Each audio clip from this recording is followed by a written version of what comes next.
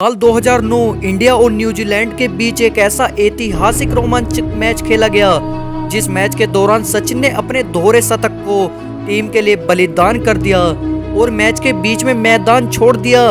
उनके इस फैसले की वजह से रैना ने न्यूजीलैंड को मार मार कर उसका भूत बना दिया, लेकिन न्यूजीलैंड की टीम अपने देश में अपने लोगों के सामने इतनी आसानी से हार मानने को कहां तैयार थी। मैच शुरू होता है। भारत की तरफ से सचिन सहवाग की सलामी जोड़ी पारी की शुरुआत करती है और सचिन ने पहले ही ओवर में प्रहार करना शुरू कर दिया, लेकिन सहवाग एक स्लो गेंद का शिकार हो जाते हैं और महज तीसरे ओवर में ही विस्फोटक सहवाग शांत होकर पवेलियन की राह चल देते हैं।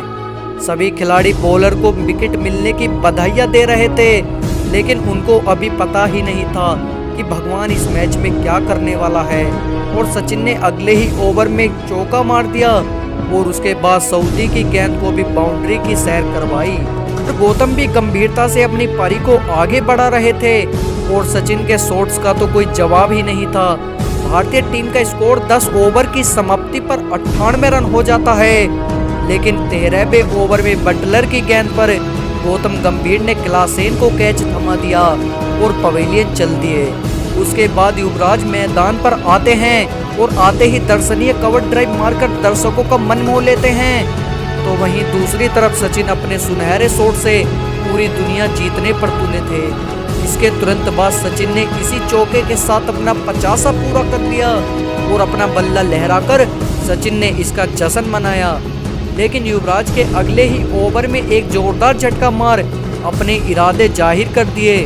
अब 20 ओवर की समाप्ति पर स्कोर 105 रनों पर 2 विकेट होता है। उसके बाद युवराज ने अगले ओवर में न्यूजीलैंड के साथ जो किया वो किसी कत्ल से कम नहीं था, क्योंकि भारत का युवराज न्यूजीलैंड में राजा की तरह उनका बैंड बजा रहा था। युवराज के हर तरकस का तीर न्यूजीलैंड का सीना चीर रहा था। एक तरफ युवराज का एक तरफा राज था, तो वहीं दूसरी तरफ भगवान की दोधारी तलवार थी। युवराज तो मानो महाकाल का रूप लेकर सफेद गेंद को लाल करने में लगे थे और न्यूजीलैंड के लिए काल बन रहे थे, और इस शॉट के साथ युवराज ने अपना परचम लहरा दिया। युवराज का प्रहार लगातार जारी रहा। युवराज बेहद खतरनाक दिख रहे थे, लेकिन तभी बटलर ने युवराज के खिलाफ एक ऐसी चाल चली और उसके दबाव में बटलर का दिमाग युवराज का काम तमाम कर गया। युवराज मात्र 60 गेंदों पर 87 रनों की बेहद ही तूफानी पारी खेल आउट हो जाते हैं। अब भारतीय टीम का स्कोर 30 ओवर की समाप्ति पर 203 रनों पर 3 विकेट होता है और उनके जाने के बाद MS धोनी मैदान पर आते हैं और आते ही एक शानदार चौका लगाते हैं। और अब 36वें ओवर में सचिन तेंदुलकर ने अपना ऐतिहासिक शतक भी पूरा कर लिया और एक बार फिर से क्रिकेट के भगवान का बल्ला बीच मैदान में शान से लहर रहा था। अब सचिन और भी खतरनाक रूप अपनाने लगे और लगातार चौके की बरसात कर रहे थे। तभी एक शानदार शॉट के साथ सचिन तेंदुलकर ने अपने 150 रनों के आंकड़े को भी पार कर लिया। सचिन की ये पारी यादगार और ऐतिहासिक पारी बन रही थी, लेकिन उन्हें पिच पर दौड़ने में काफी दिक्कत हो रही थी और सचिन तेंदुलकर 133 गेंदों पर 163 रन बनाकर नाबाद लौट गए और बीच में ही अपनी पारी को अलविदा कह दिया।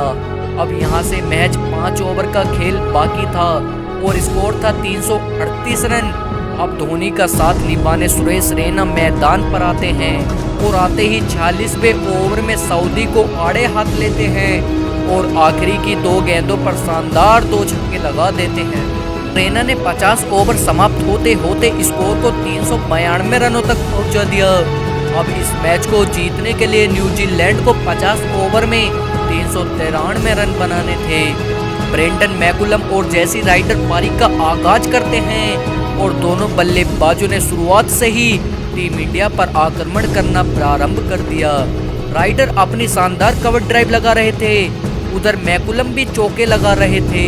इन दोनों की बल्लेबाजी का इतना खतरनाक अंदाज हर भारतीय गेंदबाज को हताश और निराश कर रहा था। अब MS धोनी का दिमाग भी गर्म हो रहा था। उन्होंने जहीर खान को गेंदबाजी के लिए बुलाया, लेकिन यूसुफ पठान ने मैकुलम का कैच छोड़ दिया। 20 ओवर की समाप्ति पर न्यूजीलैंड का स्कोर 156 रन हो चुका था।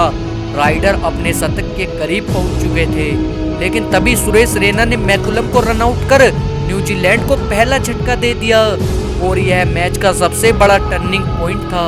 और उसके तुरंत बाद ही युवराज के शानदार थ्रो और धोनी के मास्टरमाइंड ने रॉस टेलर को रन आउट कर दिया। धोनी की ऐसी खतरनाक स्केल देखकर किसी की भी आंखों पर विश्वास नहीं हो रहा था। फिर धोनी ने अगला ओवर युवराज को दिया। युवराज ने गुप्टिल को एलबीडब्ल्यू कर न्यूजीलैंड को बैकफुट पर धकेल दिया और अंत में 9 गेंदों पर 59 रन बनाने थे। लेकिन प्रवीण कुमार ने पहली ही गेंद पर विकेट लेकर इस मैच को 98 रनों से जितवा दिया। ये मैच बहुत ही रोमांचक रहा, क्योंकि न्यूजीलैंड के सामने 400 रनों का पहाड़ जैसा टारगेट और वो भी चेज नहीं कर पाए। तो दोस्तों, आपको सचिन तेंदुलकर की ये पारी कैसी लगी?